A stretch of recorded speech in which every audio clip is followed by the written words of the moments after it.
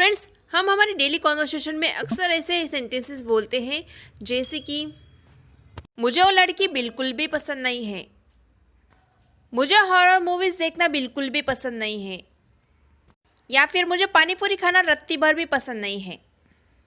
Guys, इसी type के sentences हम और एक तरीके से बोलते हैं कि मुझे वो लड़की बिल्कुल भी बर्दाश्त नहीं है, या फिर मुझे झूठ बोलना बिल्कुल भी बर्दाश्त नहीं है या पसंद नहीं है। इन दोनों ही सेंटेंसेस का सेंस एक ही है, लोग अपने अपने तरीके से सेंटेंसेस को बोलते हैं। तो गाइस, इस टाइप के सेंटेंसेस बोलने के लिए एक सेंटेंस स्ट्रक्चर है। सेंटेंस के शुरू में आएगा सब्जेक्ट प्लस कांट स्टैंड, या फिर अगर सेंटेंस पास्ट टेंस का हो तो हम बोलेंगे कुडंट स्टैंड, प्लस अगर हम किसी चीज़ के बारे में बात कर रहे होंगे तो वो चीज़ आएगी एज अ नाउन, या फिर हम किसी एक्शन के बारे में बोल रहे हैं तो हम वर्ब का आईएनजी फॉर्म यहाँ पे यूज़ करेंगे, मतलब जेरंड। आइए इसके कुछ एग्जांपल्स देखते हैं। मुझे वो लड़की बिल्कुल भी पसंद नहीं है, या फिर मुझे वो लड़की बिल्कुल भी बर्दाश्त नहीं है। तो ये सेंटेंस बनेगा I can't stand that girl, I can't stand that girl.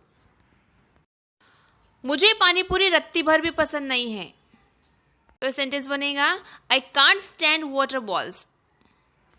या फिर इस सेंटेंस को हम ऐसे भी बोल सकते हैं I can't stand eating water balls. मुझे पानी पूरी खाना बिल्कुल भी बर्दाश्त नहीं है, पसंद नहीं है। उसे हॉरर मूवीज देखना बिल्कुल भी पसंद नहीं है। He can't stand watching horror movies, he can't stand watching horror movies. दादाजी को देर से उठना बिल्कुल भी पसंद नहीं था, गवारा नहीं था या बर्दाश्त नहीं था। फ्रेंड्स, ये सेंटेंस पास्ट का है, इसलिए हम यहाँ पे कुडंट का यूज़ करेंगे। Grandpa couldn't stand getting up late, grandpa couldn't stand getting up late, मतलब दादाजी को देर से उठना बिल्कुल पसंद नहीं था। तो गाइस, अगली बार जब भी आपको इस टाइप के सेंटेंसेस बोलने हो तो इस सेंटेंस स्ट्रक्चर का ज़रूर यूज़ कीजिए। गाइस, कुछ सेंटेंसेस ऐसे भी होते हैं जो हमारे डेली कॉन्वर्सेशन में हमें अक्सर बोलने पड़ते हैं, जैसे कि कोई जॉब कर लो, काम कर लो, कहीं ऐसा ना हो कि नेहा तुमसे शादी करने से मना कर दे, या फिर जल्दी करो, कहीं ऐसा ना हो कि तुम्हारी बस छूट जाए। उस लड़की को परेशान मत किया करो, कहीं ऐसा ना हो कि उसका भाई तुम्हारी पिटाई कर दे। इस टाइप के सेंटेंसेस बोलते हैं ना हम, कहीं ऐसा ना हो कि, कहीं वैसा ना हो जाए कि। तो इस टाइप के सेंटेंसेस को ट्रांसलेट करने के लिए एक सेंटेंस स्ट्रक्चर है। तो फ्रेंड्स, सबसे पहले हम बोलेंगे सेंटेंस, उसके बाद आएगा lest plus subject plus should plus verb का फर्स्ट फॉर्म और प्लस ऑब्जेक्ट, अगर सेंटेंस में ऑब्जेक्ट होगा तो ऑब्जेक्ट आएगा। तो आइए इसके कुछ एग्जांपल्स लेते हैं। जल्दी करो, कहीं ऐसा ना हो कि आपकी बस छूट जाए।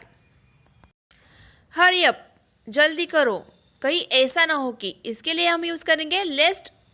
लेट्स का मतलब होता है कहीं ऐसा ना हो कि।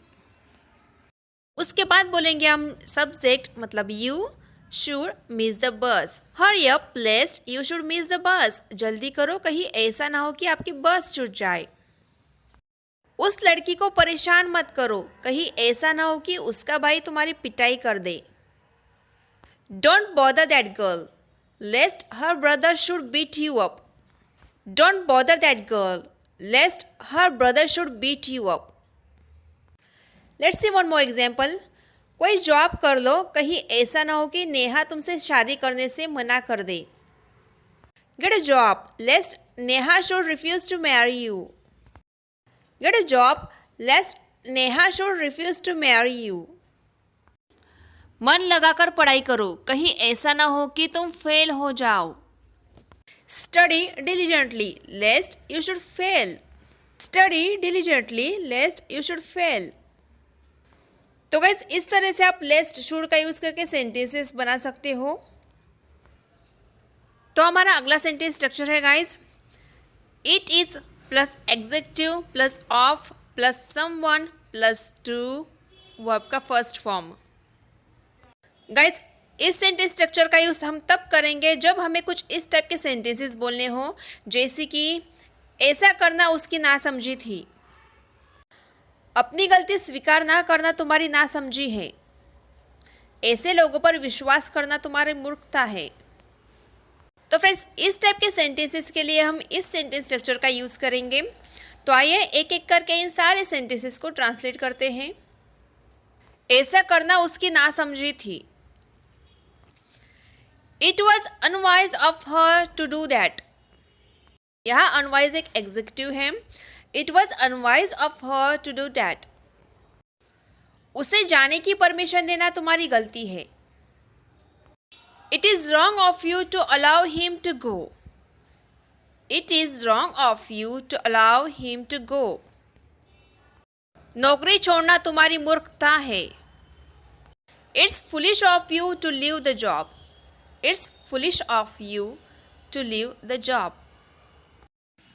या फिर अगर आपको बोलना हो कि मेरी बात न मानना तुम्हारी मूर्खता है या बेवकूफ़ी है, तो इसे हम बोलेंगे It is foolish of you not to listen to me.